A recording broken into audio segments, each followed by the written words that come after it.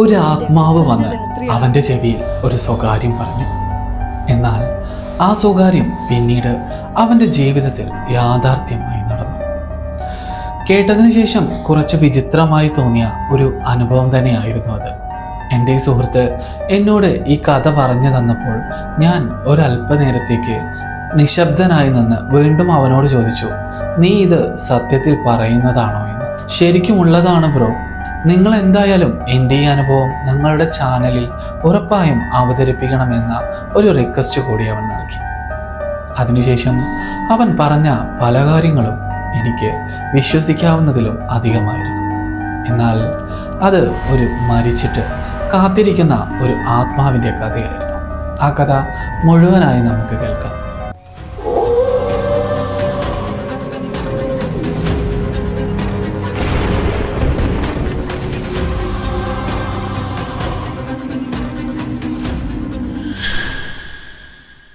എൻ്റെ ഈ സുഹൃത്ത് ജസ്റ്റിൻ, അദ്ദേഹത്തിൻ്റെ കൂട്ടുകാരൻ്റെ കല്യാണ ദിവസം, അല്ല കല്യാണത്തിൻ്റെ തലേ ദിവസം, സുഹൃത്തുക്കൾ എല്ലാവരും ഒരുങ്ങിയിരുന്ന ആ ഒരു ദിവസം അവർ മതിമറന്ന് ആഘോഷിക്കാൻ തുടങ്ങി.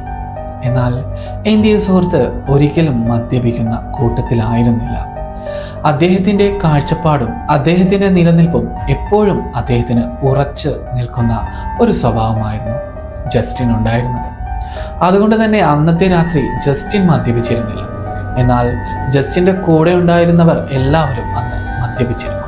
ഒരു സുഹൃത്തിൻ്റെ കല്യാണം പ്രമാണിച്ച് നമ്മൾ ഒരുപാട് ഒരുക്കങ്ങൾ ചെയ്യാറുണ്ട്. അതിൽ പ്രധാനമായിട്ടും കല്യാണത്തിൻ്റെ തലേ ദിവസമുള്ള ഒരുപാട് പരിപാടികളിൽ നമ്മൾ ഏർപ്പെടാറുണ്ട്. ഡാൻസ്, പാട്ട്, അല്ലെങ്കിൽ ഈ കാലഘട്ടത്തിൽ ചെയ്യുന്ന ഹൽദി പോലുള്ള പല ചടങ്ങുകളും നമ്മൾ നടത്താറുണ്ട്. സത്യത്തിൽ കല്യാണം കഴിക്കാൻ പോകുന്ന ആൾക്കല്ല അന്ന് ആഘോഷം. കല്യാണത്തിൽ പങ്കെടുക്കുന്ന നമ്മളെപ്പോലെയുള്ള സുഹൃത്തുക്കൾക്കായിരുന്നു അന്നത്തെ ആഘോഷം. അങ്ങനെ തന്നെ ആയിരുന്നു എൻ്റെ ഈ സുഹൃത്ത് ജസ്റ്റിൻ്റെ പ്രിയ സുഹൃത്തിൻ്റെ കല്യാണ തലേ ദിവസം. ജസ്റ്റിനും അതുപോലെ മറ്റു സുഹൃത്തുക്കളും അന്ന് കല്യാണ വീട്ടിലെത്തി. അവിടെയുള്ള എല്ലാ ആഘോഷങ്ങളിലും ജസ്റ്റിനും മറ്റു സുഹൃത്തുക്കളും പങ്കെടുത്തു. എന്നാൽ അന്ന് എല്ലാ ചടങ്ങുകളും തീർന്ന് എല്ലാ ആഘോഷങ്ങളും തീർന്ന് അർദ്ധരാത്രി അവർ വീട്ടിലേക്ക് മടങ്ങുമ്പോഴായിരുന്നു അന്ന് എൻ്റെ ഈ സുഹൃത്ത് ജസ്റ്റിന് അവന് നേരിട്ട് അനുഭവിച്ച ഒരു പ്രേതാനുഭവം ഉണ്ടായത്. എന്നാൽ അദ്ദേഹം പോകുന്ന വഴിയൊന്നുമായിരുന്നില്ല അദ്ദേഹം അനുഭവിച്ചത്. അത് വിശദമായി നമുക്ക് എങ്ങനെയാണെന്ന് കേൾക്കാം. അന്നത്തെ രാത്രി ജസ്റ്റിൻ കൂടെ പോയിരുന്നത് ജസ്റ്റിൻ്റെ മറ്റൊരു സുഹൃത്തിൻ്റെ കൂടെയാണ്. എന്നാൽ ആദ്യം ഈ സുഹൃത്തിൻ്റെ വീടാണുള്ളത്, അതിനുശേഷമാണ് ജസ്റ്റിൻ്റെ വീട്. അങ്ങനെ അവർ രണ്ടുപേരും നടന്നു പോകുമ്പോഴായിരുന്നു ജസ്റ്റിൻ്റെ സുഹൃത്ത് പറഞ്ഞത്, നിനക്ക് ഇനിയും അല്പദൂരം കൂടെ മുന്നോട്ട് പോവേണ്ടതല്ലേ? എൻ്റെ വീട്ടിൽ നിൽക്കാം, ഇവിടെ ഇന്ന് ആരുമില്ല. പുലർച്ചെ എഴുന്നേറ്റ് നിന്റെ വീട്ടിൽ പോയി നിനക്ക് കുളിയൊക്കെ കഴിഞ്ഞ് വസ്ത്രമൊക്കെ മാറി വീണ്ടും കല്യാണ വീട്ടിലേക്ക് വന്നാൽ മതിയല്ലോ എന്ന് ജസ്റ്റിൻ്റെ സുഹൃത്ത് ജസ്റ്റിനോടായി പറഞ്ഞു. അത് കേട്ട ഉടനെ ജസ്റ്റിൻ പറഞ്ഞു, അത് ശരിയാവില്ലടാ, എൻ്റെ അമ്മ വീട്ടിൽ തനിച്ചാണ്, അതുകൊണ്ട് എനിക്ക് പോവേണ്ടതുണ്ട് എന്ന്. എന്നാൽ വീണ്ടും തൻ്റെ സുഹൃത്ത് നിർബന്ധിച്ചപ്പോൾ ജസ്റ്റിൻ അന്ന് അവിടെ താമസിക്കാൻ തീരുമാനിച്ചു. അങ്ങനെ രണ്ടുപേരും ആ സുഹൃത്തിൻ്റെ വീട്ടിലേക്ക് എത്തി. ആ സുഹൃത്തിൻ്റെ വീട് അധികം പണി തീരാത്ത ഒരു വീടായിരുന്നു. വീടിനുള്ളിലെ സിമൻറ്റിംഗ് ഒന്നും തീർന്നിരുന്നില്ല. വീട് മൊത്തത്തിൽ ചെങ്കൽപ്പാളികൾ മാത്രമേ ഉണ്ടായിരുന്നുള്ളൂ. വീടിന് പുറത്തേക്കുള്ള ജനവാതിൽ കട്ടിലകളിൽ വാതിലുകൾ വെച്ചിട്ടുണ്ടായിരുന്നില്ല. അതുകൊണ്ട് തന്നെ ഒരു തുണി മാത്രം വിരിച്ച് പുറമേക്ക് കാണാവുന്ന രീതിയിൽ തന്നെയായിരുന്നു. പ്രത്യേകിച്ച് എൻ്റെ ഈ സുഹൃത്ത് ജസ്റ്റിൻ്റെ സുഹൃത്തിൻ്റെ റൂം അതുപോലെ തന്നെയായിരുന്നു. അവന് ഇത്തരത്തിലുള്ള കാര്യങ്ങളിലൊന്നും വിശ്വാസമില്ലാത്തത് കൊണ്ട് തന്നെ അവൻ്റെ ജനവാതിൽ ഒരു കർട്ടൻ പോലും വെച്ചിരുന്നില്ല. അറ്റ്ലീസ്റ്റ് ഒരു തുണി കൊണ്ട് പോലും മറച്ചിരുന്നില്ല. അങ്ങനെയുള്ള ഒരു മുറിയിലായിരുന്നു അന്ന് ജസ്റ്റിനും തൻ്റെ സുഹൃത്ത് അനന്തവും അന്ന് താമസിക്കാനായി തീരുമാനിച്ചത്. അങ്ങനെ അവർ രണ്ടുപേരും രാത്രി ഉറക്കത്തിലേക്ക് വഴുതി നീങ്ങുന്ന സമയത്താണ് പെട്ടെന്ന് ജസ്റ്റിന് ഒരു വല്ലാത്ത തരം ഒരു വിചിത്രമായ അന്തരീക്ഷം അവിടെ ഉള്ളതുപോലെ തോന്നിയത്. ഒരു തണുത്ത കാറ്റ് തനിക്ക് നേരെ വീശുന്നത് പോലെ തോന്നി. തിരിഞ്ഞും മറിഞ്ഞും പലവട്ടം കിടന്നു. എന്നാൽ ജസ്റ്റിന് ഉറക്കം വന്നില്ല. ദൂരെ നിന്നും ഒരു നായ ഓരിയിടുന്ന ശബ്ദം പലപ്പോഴായി ജസ്റ്റിൻ കേട്ടുകൊണ്ടേയിരുന്നു. പലപ്പോഴായി തനിക്ക് അടുത്ത് കിടക്കുന്ന തൻ്റെ സുഹൃത്ത് അനന്തുവിനെ അവൻ തട്ടി വിളിക്കാൻ ശ്രമിച്ചു. എന്നാൽ അനന്തു ആ വിളി അറിഞ്ഞതുപോലുമില്ല. പിന്നീട് വീണ്ടും ജസ്റ്റിൻ തിരിഞ്ഞും മറിഞ്ഞും കിടക്കാൻ തീരുമാനിച്ചു. അങ്ങനെ നിൽക്കുമ്പോഴായിരുന്നു ദൂരെ നിന്നും ഒരു ചുഴലിക്കാറ്റ് പോലെ ഒരു വട്ടം കറങ്ങി ഒരു കാറ്റ് വട്ടം കറങ്ങി കറങ്ങി ജനവാതിലിലൂടെ ആ മുറിയിലേക്ക് വന്നത്. എന്നിട്ട് ജസ്റ്റിൻ്റെ ചെവിക്കടുത്തായി ഒരു മുറുമുറുക്കുന്ന ശബ്ദത്തിൽ ആരോ ചെവിയിൽ ഒരു സ്വകാര്യം പറയുന്നത് പോലെ ജസ്റ്റിനോട് ഒരു കാര്യം പറഞ്ഞു. ആ കാര്യം ഞാനിപ്പോൾ പറയുന്നില്ല, കാരണം അതാണ് ഈ കഥയുടെ ഒരു പ്രധാന ഭാഗം.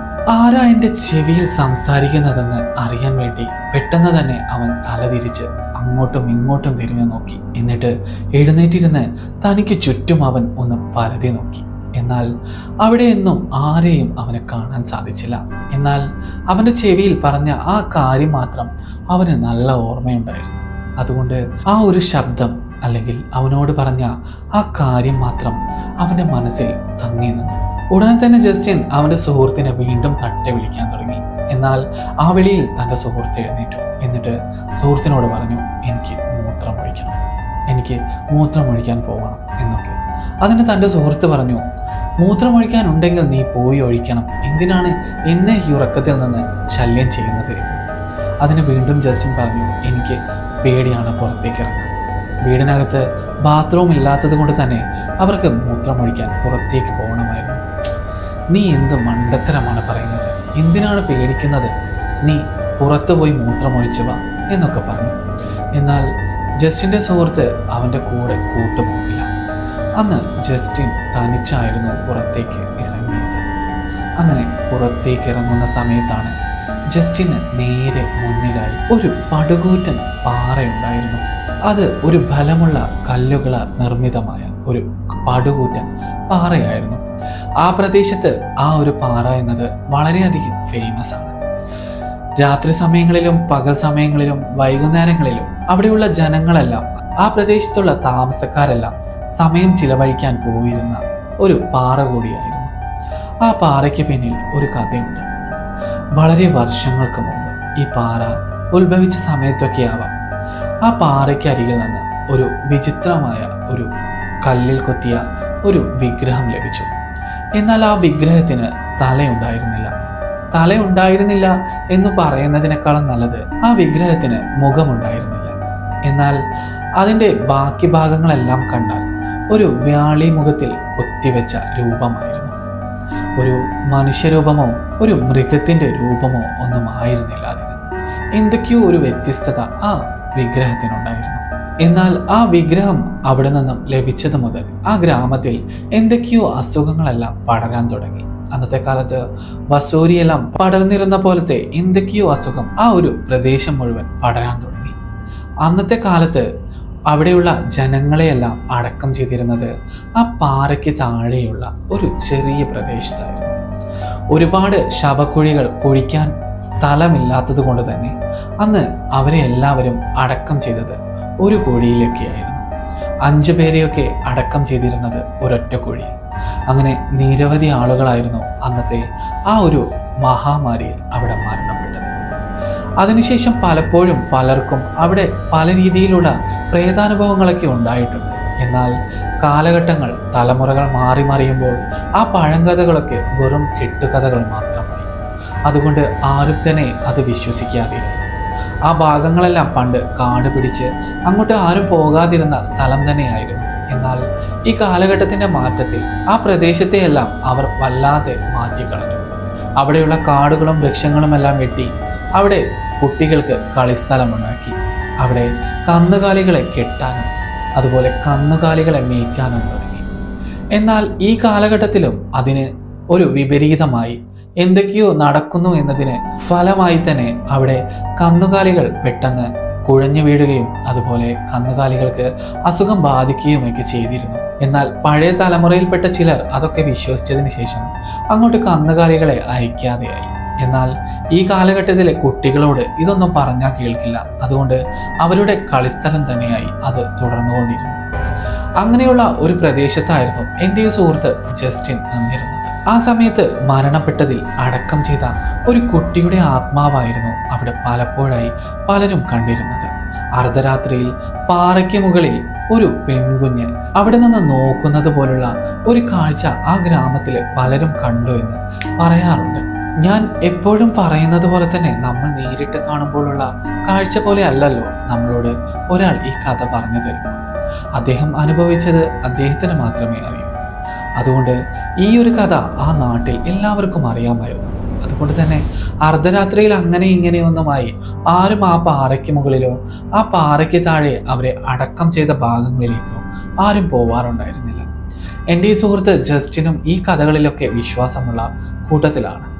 അന്യ സമുദായത്തിൽപ്പെട്ട ആളായിരുന്നിട്ട് പോലും ഇത്തരം കാര്യങ്ങളിൽ ആ ഗ്രാമം മുഴുവൻ വിശ്വസിച്ചിരുന്നു. അങ്ങനെ അന്നത്തെ രാത്രി അവൻ പുറത്തേക്ക് ഇറങ്ങുന്ന ആ സമയത്താണ് ആ പാറയ്ക്ക് മുകളിൽ ഒരു കൊച്ചു പെൺകുട്ടി തന്നെ തന്നെ നോക്കി നിൽക്കുന്ന ഒരു കാഴ്ച കണ്ടത്. വളരെ അകലെ നിന്നുമുള്ള കാഴ്ചയായതുകൊണ്ടും ഈ ഒരു കാര്യം മനസ്സിലുള്ളത് കൊണ്ടും അവൻ ഇത് തോന്നുന്നതാണോ എന്ന് ജസ്റ്റിൻ 1-2 പ്രാവശ്യം ചിന്തിച്ചു. എന്നാൽ കണ്ണുകൾ പലവട്ടം വെട്ടി വീണ്ടും നോക്കിയപ്പോഴും ആ ഒരു കുഞ്ഞിൻ്റെ രൂപം ആ പാറയ്ക്ക് മുകളിൽ തന്നെ ഉണ്ടായിരുന്നു. അങ്ങനെ പെട്ടെന്ന് അവൻ മൂത്രമൊക്കെ ഒഴിച്ച് വീണ്ടും അകത്തേക്ക് കയറി ചെന്ന് അനന്തുവിനോടായി വീണ്ടും തട്ടി ഉണർത്തി പറഞ്ഞു, പാറയ്ക്ക് മുകളിൽ ഒരു കുഞ്ഞ് നിൽക്കുന്നു എന്ന്. എന്നാൽ ജസ്റ്റിന് അനന്തുവിനെ ഉറക്കത്തിൽ നിന്ന് എഴുന്നേൽപ്പിക്കാനേ സാധിച്ചില്ല. വീണ്ടും ജസ്റ്റിൻ അനന്തുവിൻ്റെ അടുത്ത് കിടന്നു. പെട്ടെന്നാണ് പുറമെ നിന്നും വീണ്ടും ഒരു നായ ഓരിയിടുന്ന ഒരു ശബ്ദം കേട്ടത്. പെട്ടെന്ന് ജസ്റ്റിൻ ആ ഭാഗത്തേക്ക് തിരിഞ്ഞു നോക്കുമ്പോൾ ആ ഒരു കുഞ്ഞു രൂപം തൻ്റെ ജനവാതിലിൽ അള്ളിപ്പിടിച്ച് അവനെ തന്നെ നോക്കി നിൽക്കുന്നു. ആ ഒരു കാഴ്ച അതിഭയാനകമായിരുന്നു. കാരണം അത് ഒരു മനുഷ്യന്റെ രൂപമായിരുന്നില്ല ആ കുഞ്ഞിനുണ്ടായിരുന്നത്. തികച്ചും ഒരു പ്രേതത്തിന്റെ രൂപം തന്നെയായിരുന്നു. മുഖമൊക്കെ വിറങ്ങലിച്ച് വികൃതമായി പല്ലുകൾ പുറത്തേക്ക് തള്ളി ഒരു ഭീകര സത്വം തന്നെ നോക്കി നിൽക്കുന്നത് പോലെ തന്നെയായിരുന്നു ജസ്റ്റിൻ അത് തോന്നിയിരുന്നത്. ജസ്റ്റിൻ ഈ രൂപത്തിന്റെ ഫീച്ചേഴ്സ് ഒക്കെ എന്നോട് വളരെ വ്യക്തമായി തന്നെ പറഞ്ഞു. അവൻ കണ്ട രൂപം തികച്ചും ഒരു പ്രേത രൂപം തന്നെയായിരുന്നു. മരിച്ചിട്ട് അഴുകി ദ്രവിച്ച് അല്ലെങ്കിൽ വല്ലാത്ത തരം വികൃതമായ ഒരു രൂപം തന്നെയായിരുന്നു. പെട്ടെന്ന് അടുത്ത് കിടന്ന അനന്തുവിനെ അവൻ അലറി വിളിച്ചു. ആ അലർച്ചയിൽ അനന്തു എഴുന്നേറ്റു. എന്നിട്ട് ജസ്റ്റിനോട് ചോദിച്ചു, എന്താണ് പറ്റിയത്? ആ സമയത്ത് ആ രൂപം അവർക്ക് മുന്നിൽ നിന്നും മാഞ്ഞു പോയിരുന്നു. എന്നാൽ ജസ്റ്റിൻ പറഞ്ഞ ഈ കഥ അനന്തു വിശ്വസിച്ചില്ല. കാരണം അനന്തു വളരെ വർഷങ്ങളായി താമസിക്കുന്ന ഒരിടമാണത്. അതുകൊണ്ട് അനന്തുവിനോട് എത്ര പറഞ്ഞിട്ടും അനന്തു അത് വിശ്വസിച്ചില്ല. അങ്ങനെ വീണ്ടും അവർ ഉറങ്ങാൻ കിടന്നു. ഇവിടെ കിടന്നുറങ്ങ്, പുലർച്ചെ നമുക്ക് വീട്ടിലേക്ക് പോകാമെന്ന് ജസ്റ്റിനോട് അനന്തു പറഞ്ഞു. അവിടെ തന്നെ കിടന്നുറങ്ങാൻ തീരുമാനിച്ചു. കണ്ണ് ഇറുക്കി അടച്ചു. എന്നാൽ അവന് ഉറക്കം വരുന്നുണ്ടായിരുന്നില്ല. മനസ്സിൽ മുഴുവൻ അവൻ കണ്ട ഈ കാഴ്ചകളും അവൻ ആലോചിച്ച് കിടക്കുന്ന ആ ഒരു കഥയുമായിരുന്നു. പെട്ടെന്ന് എപ്പോഴും അനന്തുവിൻ്റെ കണ്ണുകൾ ഉറക്കത്തിലേക്ക് വഴുതി വീണിരുന്നു. ആ സമയത്താണ് പെട്ടെന്ന് അനന്തു വീണ്ടും കണ്ണുകൾ തുറന്നത്. ആ സമയത്ത് അനന്തുവിന് ചലിക്കാനേ സാധിച്ചിരുന്നില്ല. കാരണം അനന്തുവിൻ്റെ ശരീരത്തിൽ വയറിന് മുകളിലായി ആരോ ഇരിക്കുന്നത് പോലെ. നമ്മളുടെ ശരീരത്തിന് മുകളിൽ ആരെങ്കിലുമൊക്കെ ഇരിക്കുമ്പോഴുണ്ടാകുന്ന ഒരു പ്രത്യേക അനുഭവം. പെട്ടെന്ന് കണ്ണുകൾ ഒന്നുകൂടെ തിരുമ്മി നോക്കുമ്പോഴാണ് ആ ഒരു കുഞ്ഞിൻ്റെ ആത്മാവ് അല്ലെങ്കിൽ ആ കുഞ്ഞിൻ്റെ ഭീകരരൂപം തൻ്റെ വയറിന് മുകളിൽ ഇരിക്കുന്നു. ആ രൂപത്തിൻ്റെ കൈകൾ കൊണ്ട് തൻ്റെ കഴുത്തിൽ മുറുകെ പിടിച്ചിരിക്കുന്നു. ജസ്റ്റിന് അലറാനും ഉറക്കെ നിലവിളിക്കാനുമെല്ലാം ആഗ്രഹമുണ്ട്. എന്നാൽ ജസ്റ്റിന് അത് സാധിച്ചിരുന്നില്ല. ആ കൈയിൻ്റെ ബലം കഴുത്തിൽ ഏറിക്കൊണ്ടേയിരുന്നു.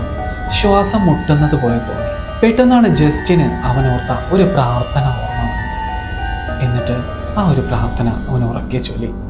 ആ സമയത്ത് അവൻ്റെ ശരീരത്തിൽ നിന്നും ഒരു കനമുള്ള വസ്തു ഇറങ്ങിപ്പോകുന്നത് പോലെ ഒരു അനുഭവം കൂടെ അവനുണ്ടായി.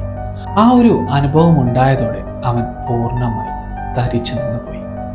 എന്നാൽ വീണ്ടും ആ ഒരു രൂപം, ആ ഒരു ആത്മാവ് തനിക്ക് അരികിലായി വന്ന് ഒരു കാര്യം പറഞ്ഞു. നിന്റെ ഗ്രാമത്തിൽ വീണ്ടും 5 പേർ ഉടനെ മരണപ്പെടും.